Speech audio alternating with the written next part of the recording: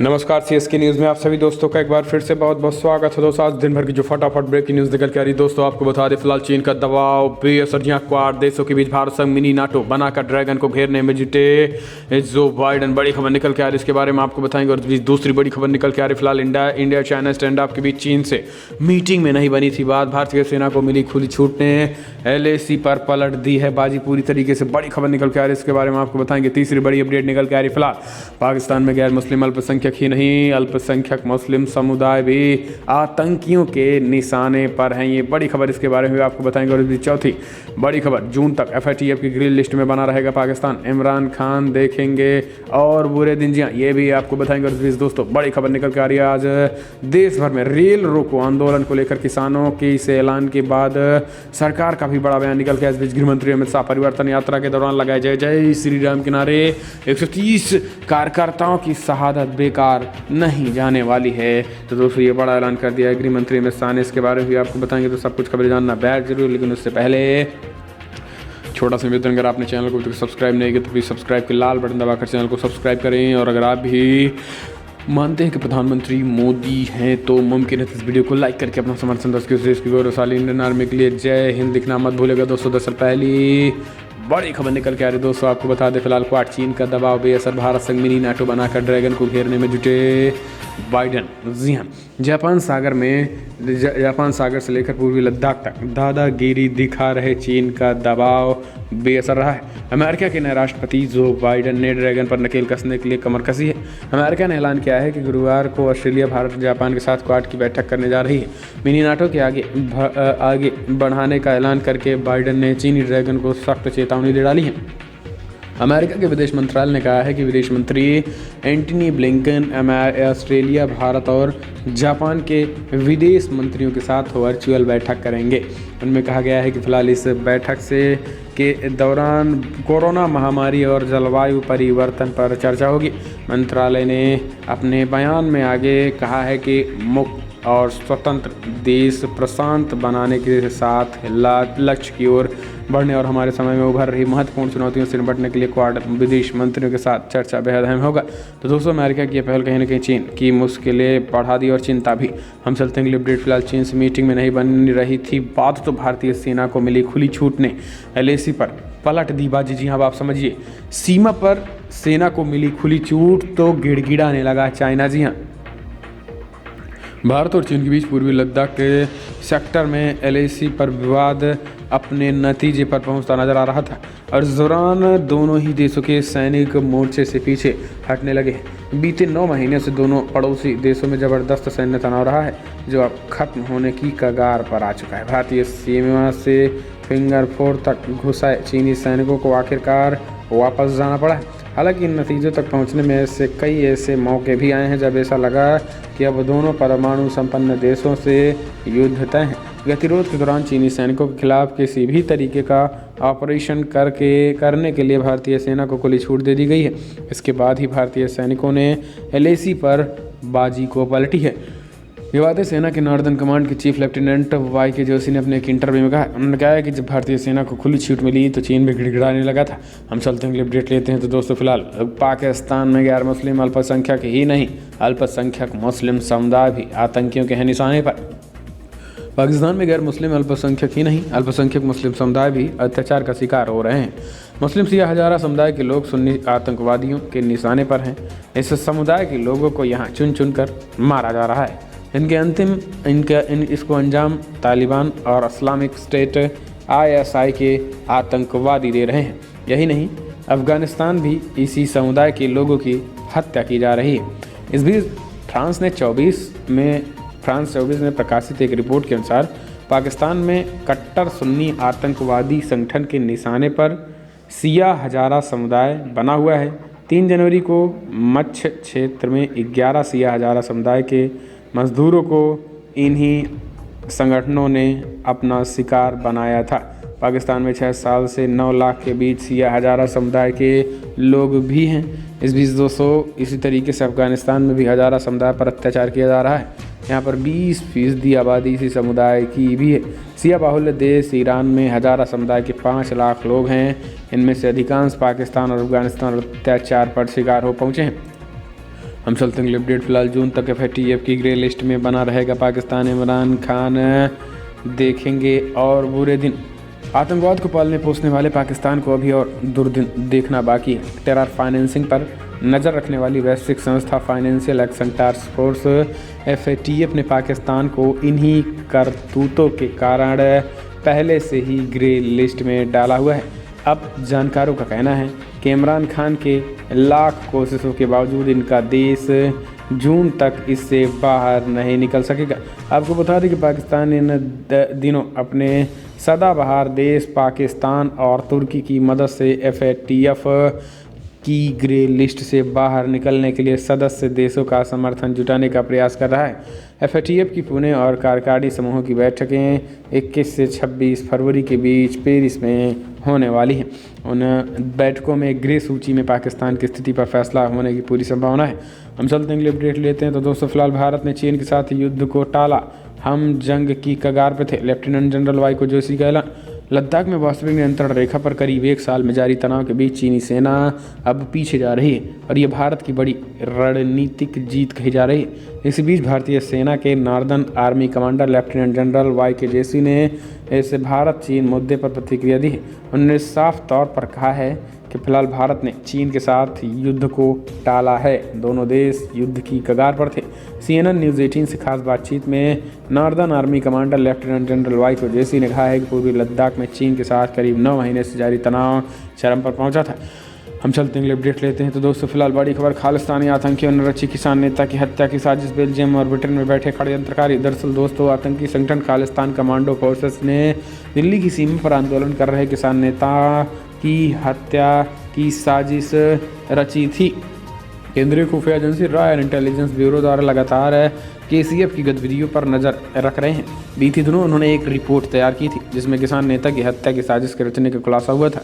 Report के मुताबिक Belgium और ब्रिटेन में बैठकर KCF के नेता और इस साजिश को अंजाम देने की फिराक में है। जानकारी के मुताबिक KCF पंजाब के नेता को मारकर हिसाब चुकता करना चाहते हैं और ये नेता पूर्व में पंजाब से KCF कैडर के खात्मे में शामिल रहा है। KCF भारत के कई हत्याओं में शामिल रहा है और इसके सदस्य ने कनाडा, ब्रिटेन, पाकिस्तान और बेल्जियम में ठिकाना बनाया हुआ है। एक वरिष्ठ अधिकारी ने बताया कि किसान नेता की हत्या को लेकर हमें विश्वसनीय इनपुट मिले हैं। हम चलते हैं अपडेट लेते हैं। तो दोस्तों, फिलहाल पूर्व CJI रंजन गोगोई के खिलाफ यौन शोषण का मामला बंद। सुप्रीम कोर्ट ने कहा नहीं कर सकते हैं साजिश से इनकार। सुप्रीम कोर्ट ने पूर्व चीफ जस्टिस ऑफ इंडिया और मौजूदा राज्यसभा सदस्य जस्टिस रंजन गोगोई के खिलाफ यौन शोषण की साजिश का मामला बंद कर दिया गया है। सुप्रीम कोर्ट की 3 जजों की पीठ ने कहा है कि बहुत दिन गुजर जाने की वजह से केस बंद कर दिया गया है। सुप्रीम कोर्ट ने पूर्व जस्टिस AK पटनायक कमेटी के साजिश की जाँच करने को कहा था। कमेटी ने कहा है कि फिलहाल उसने यौन शोषण के मामले की जांच नहीं की गई है क्योंकि सुप्रीम कोर्ट ने जस्टिस रंजन गोगोई को इससे पहले ही क्लीन चिट दे दी थी। अदालत ने कहा है कि जहां तक साजिश का सवाल है उनसे इनकार नहीं किया जा सकता है क्योंकि जस्टिस गोगोई ने असम में NRC समेत कई मुश्किल फैसले लिए थे। उसमें से कुछ लोग भी खुशी नहीं थे, इसलिए उनको बदनाम करने की कोशिश हो सकती है। इसके लिए IB की रिपोर्ट का हवाला दिया गया है। हम चलते हैं अपडेट लेते हैं। तो दोस्तों, परिवर्तन यात्रा के दौरान गृह मंत्री अमित शाह बंगाल में पहुंचे। जय श्री राम का नारा लगाए बोले 130 कार्यकर्ताओं की शहादत बेकार नहीं जाएगी। ममता के गुंडे कान खोलकर सुन ले। पश्चिम बंगाल में विधानसभा चुनाव होने से ज़्यादा समय नहीं बचा है। ऐसे में सत्तारूढ़ तृणमूल कांग्रेस TMC जहां अपने गढ़ को बचाने की जद्दोजहद कर रही है, तो वहीं भाजपा यहां कमल खिलाने के लिए पूरा जोर लगा रही है। इसी कड़ी में गुरुवार को केंद्रीय गृह मंत्री अमित शाह ने भारत सेवाश्रम आश्रम और कपिल मुनि के मंदिर में पूजा अर्चना की है। दक्षिणी 24 परगना के इंदिरा मैदान में 5वीं परिवर्तन यात्रा की शुरुआत करते हुए उन्होंने कहा है कि हमारी लड़ाई सोनार बांग्ला बनाने की है। TMC पर निशाना साधते हुए शाह ने कहा है कि पार्टी के गुंडों ने भाजपा के 130 कार्यकर्ताओं की हत्या की है। सरकार बनाने पर उन्हें पाताल से ढूंढ कर लाया जाएगा और जेल में डालेंगे। गृहमंत्री ने कहा है कि बंगाल के सभी सरकारी कर्मचारियों को 7वें वेतनमान का लाभ दिया जाएगा। ममता बनर्जी पर निशाना साधते हुए उन्होंने कहा है कि TMC का एक ही नारा है, भतीजा बढ़ाओ, नहीं नरेंद्र मोदी का नारा है सबका साथ, सबका विकास, सबका विश्वास। अब आप सबका साथ सबका विकास चाहते हैं या फिर पश्चिम बंगाल में भतीजे की सरकार चाहते हैं? ये इस तरीके से गृहमंत्री अमित शाह ने जनता से पूछा। जय श्री राम का नारा लगाते हुए कहा है कि फिलहाल हमारे 130 भाजपा संघ के कार्यकर्ताओं को मौत के घाट उतार दिया है तृणमूल के गुंडों ने। तृणमूल के गुंडे कान खोलकर सुन ले, सरकार बनते ही उनका अंतिम दर्शन शुरू कर दिया जाएगा। गृहमंत्री ने कहा है कि आज हर एक योजना को ममता बनर्जी रोके हुए हैं। सरकार बनते ही सभी योजनाओं को सुचारू रूप से लागू होगा। हम चलते हैं अपडेट। राज्यपाल कोटे के 12 एलिमेंट्स के लिए बीजेपी जेडीयू में बनी सहमति जल्द भेजी जाएगी रिपोर्ट लीजिए। बिहार में मंत्रिमंडल विस्तार के बाद अब सब केंद्रीय राज्यपाल कोटे से विधान परिषद में मनोनयन की 12 सीटों पर टिकी हुई हैं। सूत्र के मुताबिक अगले 1-2 हफ्ते में राज्य सरकार राज्यपाल के पास 12 नामों की सूची सिफारिश के तौर पर भेज सकती है। राज्यपाल कोटे की ये सीटें पिछले साल मई से ही खाली हैं। विधानसभा चुनाव से पहले बीजेपी और जेडीयू के बीच सहमति नहीं बन पाई है, लिहाजा ये सीटें अब खाली हैं।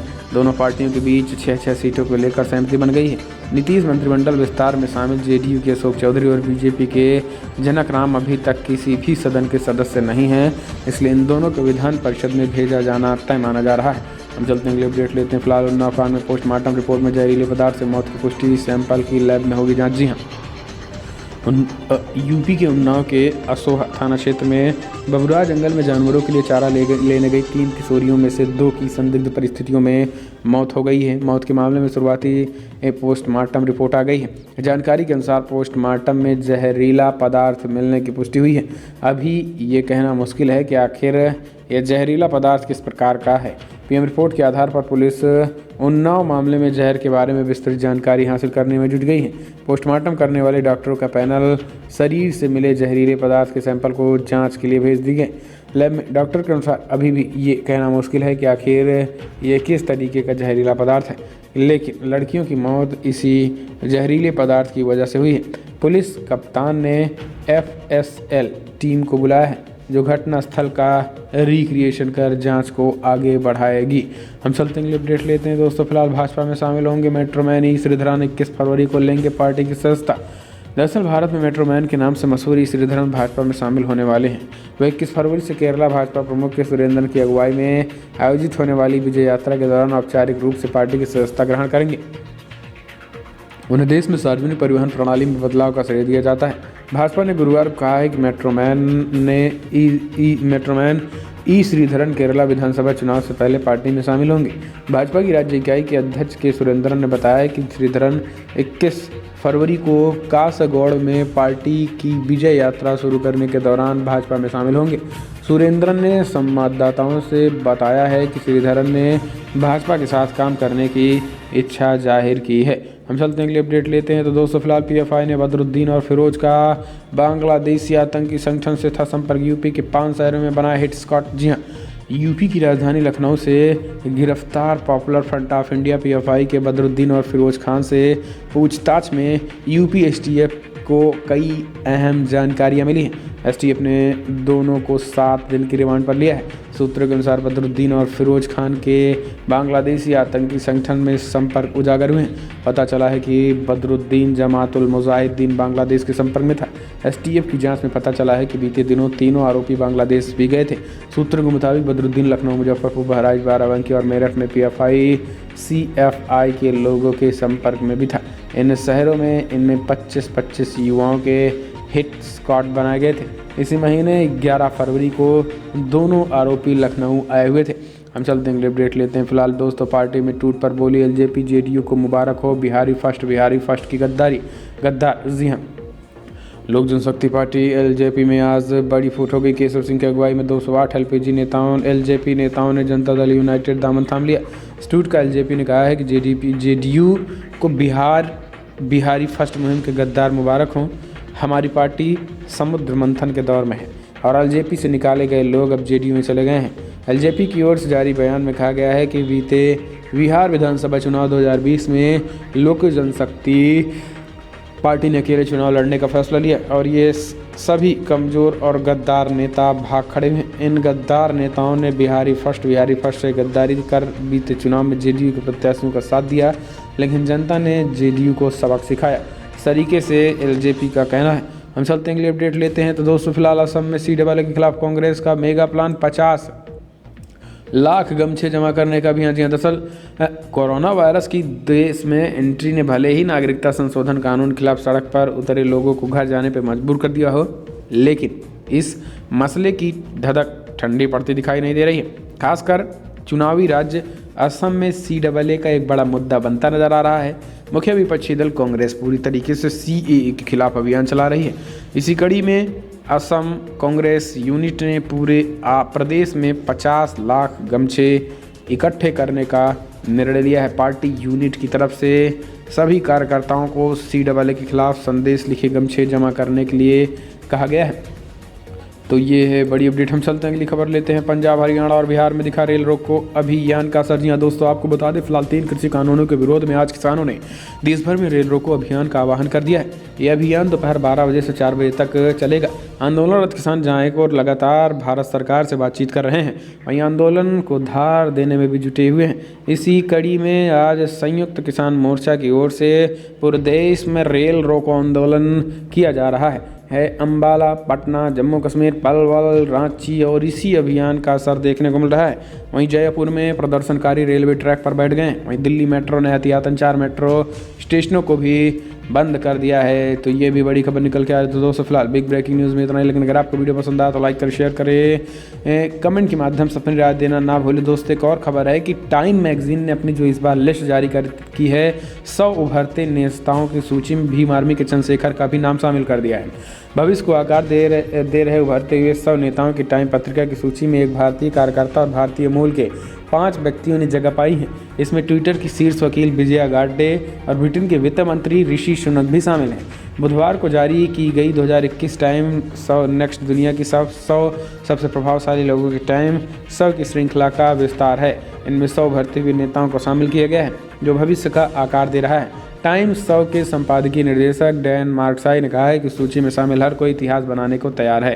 तो दोस्तों ये फिलहाल आज की बड़ी खबर में थे। इस वीडियो में इतना ही, लेकिन अगर आप भी चैनल को सब्सक्राइब नहीं किया तो चैनल को सब्सक्राइब करें। इस वीडियो में इतना ही। जय हिंद, वंदे मातरम।